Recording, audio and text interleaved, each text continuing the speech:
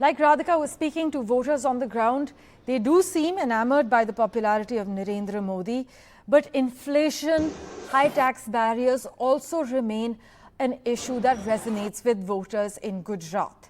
From the statewide agitation spearheaded by the Kshatriya community against comments made by BJP's Rajkot candidate Parshottam Rupala, to the mobilization of the tribal youth in Bharuch, which was led by the Aam Aadmi Party, to the intensive campaign led by Congress's Jenny-Ben Thakur in Banaskantha, political observers still argue that the different ways in which the opposition has challenged the Bharatiya Janata Party's electoral dominance in Gujarat has indeed created ripples. The big question is, in Gujarat, has the opposition's campaign managed to install a few roller coasters to give the ruling party some unexpected jitters? Well, we'll have to see as far as the turnout and the result is concerned.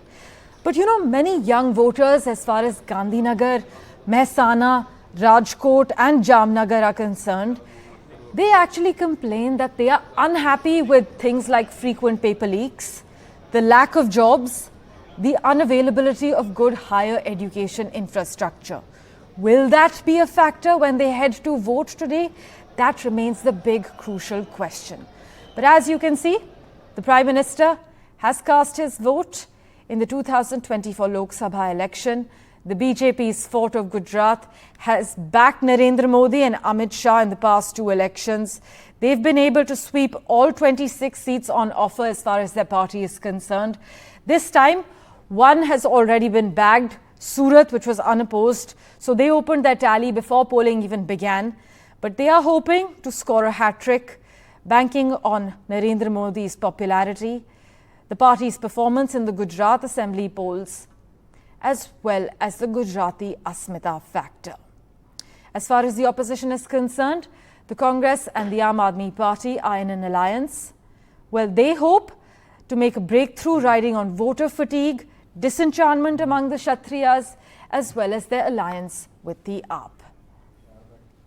As we reconnect with Radhika, who's tracking the latest developments for us in Ahmedabad, you can see visuals of the Prime Minister as well as the Home Minister after the Prime Minister has cast his vote in Ahmedabad.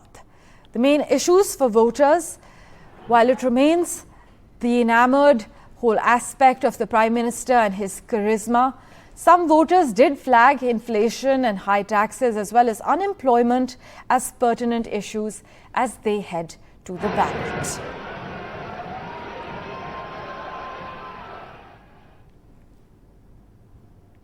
Live visuals there we're getting you on NDTV of Narendra Modi after he cast his vote at a polling booth in Ahmedabad that falls within the Gandhinagar Lok Sabha constituency.